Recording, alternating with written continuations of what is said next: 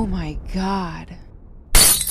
About sex, in Kenya, you might find that most people wait till marriage to have sex.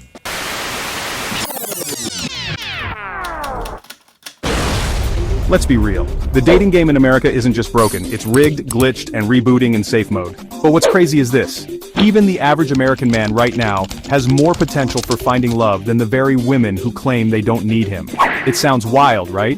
But modern American dating isn't based on reality anymore. It's based on illusion, delusion, and Instagram-driven disconnection. Today's hyper-feminist dating standard has mutated into something almost mythological, where women chase men who statistically barely exist, yet expect those same men to serve and submit. This is the paradox. The more independent some women claim to be, the more dependent they are on a fantasy. And the result? They eliminate nearly every man from the dating pool. Not because he's unworthy, but because he refuses to be dominated. Now let's talk facts. Your average American man, with a steady income, a good heart, and some self-respect, isn't doomed.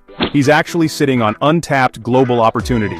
Because when he steps outside this Western echo chamber of hypercritique and competitive gender politics, he realizes he's wanted, he's needed, he's respected.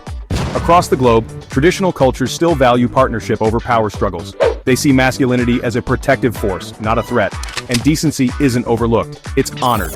Meanwhile, many American women have locked themselves into a cultural mindset where men are competitors, not companions, where everything must be measured, scored, and compared. Money, looks, height, status.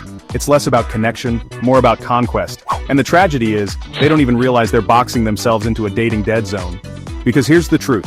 Globally, men, yes, even the poor ones, demand respect. They don't care about your job title, your degree, or your resume of independence. They care about how you treat them, how you carry yourself, and whether you believe in shared roles or just control.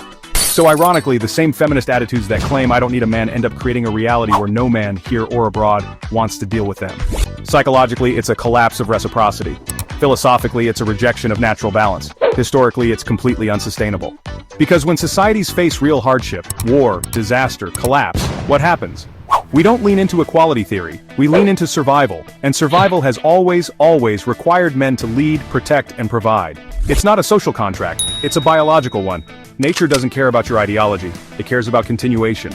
So yes, when it comes to love, relationships, and future building, even the average man with average income and average looks but with strong values and a solid mindset has a better chance at securing a loyal, loving partner than the modern feminist woman who views men as optional accessories. Because most men don't need the perfect woman. They want peace. They want purpose. They want partnership. But don't worry, fellas. While American women are busy dissecting every man under a microscope and confusing dominance with strength, there are feminine, cooperative, intelligent, and beautiful women all across the globe who see your worth without you needing to audition for it. So dust off that passport, practice a new language, and walk away from the dysfunction. Because you don't have to be a king to be respected, you just have to leave the kingdom that doesn't recognize your value. Okay, on today's episode we have... Oh my God. Women don't feel pressured from society about their independence. As a matter of fact, they're taught how to take care of a family, how to clean the house, how to clean things, how to take care of the house, how to, move around the house, go to the farm and all of that. While as the man is like the provider of the family, so he has to go out and provide for the family. So you might find that most women are not independent because they're relying on the husband. So the husband has to provide while the woman takes care of the house, the husband, and the children. So there's no much pressure from the women's side to be independent, but there's pressure to know what to do, to know how to serve the husband, to know how to take care of the house, and how to clean the house, and how to take care of the children, But for the men, pressure is on how to provide, yeah. And providing for men, it's taken as something positive. It is actually something positive because who wants someone who doesn't provide? Not me, So it is very, very valuable that a man provides and provides accordingly, So you're going out to work, you need to provide like well, you need to provide really well. So it is very important that a man provides, especially to Kenyan women. And you'll find that in most of the time where the man doesn't provide, the woman will leave. It's like, if you don't work, if you don't provide, then what am I doing? What am I eating?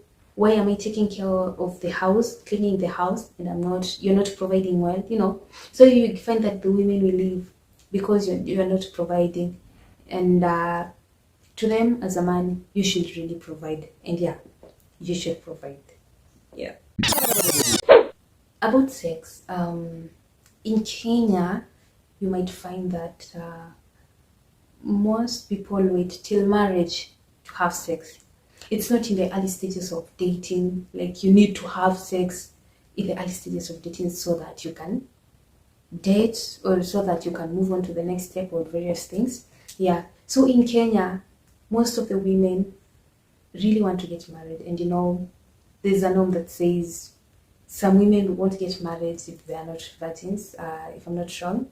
So you find that they will wait. They will wait, and it's in some kind of way. It's a way of a girl to be sure what the guy wants. So if I decide to date you and I don't want to have sex with you, or I don't need to have sex with you, I will have to wait. We will have to wait. And if you really want to stay with me, then you will stay with me without wanting to have sex, So that gives a way to know, maybe if this will be something serious, this will go a long way, So if women want to date, they can really wait. Like, sex is not important before marriage. And also, in some other way, it is also important because it is sacred. And so it is something that needs to be done after marriage, Like, someone wants to be sure we are doing this at the right time with the right person. And that is, at the right time is after marriage, and with the right person is with your husband, So that's why sex is so sacred. And really, we all know sometimes it's not always the right person, but well, we will wait. Yeah. Women are really not open about sex. They're reserved, but then it differs, There's some people who are ready to explore. They're open to talk about it. They talk about it throughout. They're just different different women who, are open about talking it. And then there are those who are reserved. So I can say the balance, from one-sided, they're like open, one-sided, they're reserved. So different women, different, views about sex. Yeah. Okay, let's pause for a moment and explore what features make Kenyan women beautiful. First off, there's the face. Strong bone structure, radiant skin, and a natural elegance that doesn't even try too hard. It's effortless. The kind of beauty that looks just as stunning in traditional wear as it does in everyday jeans and a tee. And then, there are the eyes. Not just beautiful, but intense. They carry stories. There's this sharpness in their gaze, like they've seen a lot, processed it all, and came out stronger. When a Kenyan woman looks at you, it's with purpose. That's captivating. Now let's talk about the body. Curves in the right places, toned from a lifestyle that still values movement, culture, and health. Hips that don't lie, posture that says, I carry myself with pride. They've got this balance of femininity and strength that you just don't see everywhere. But it's deeper than just looks. There's a confidence rooted in heritage, in knowing where they come from. It's that mix of tradition and modernity. Soft yet strong, nurturing but no nonsense. Kenyan women have presence, a rhythm, a vibe that sticks with you. Okay, now let's get back to her explaining why you should consider dating a female from her country. Yes, women are looking for long-term commitment relationship. So if I intend to get into a relationship with you, and let's say I know I want you to marry me, then I'll be willing to wait. until you get married and start having a family. So most women are looking forward to having a family. For instance, in our age, in our era, you find that most women right now are going into marriages and they're having kids and all that.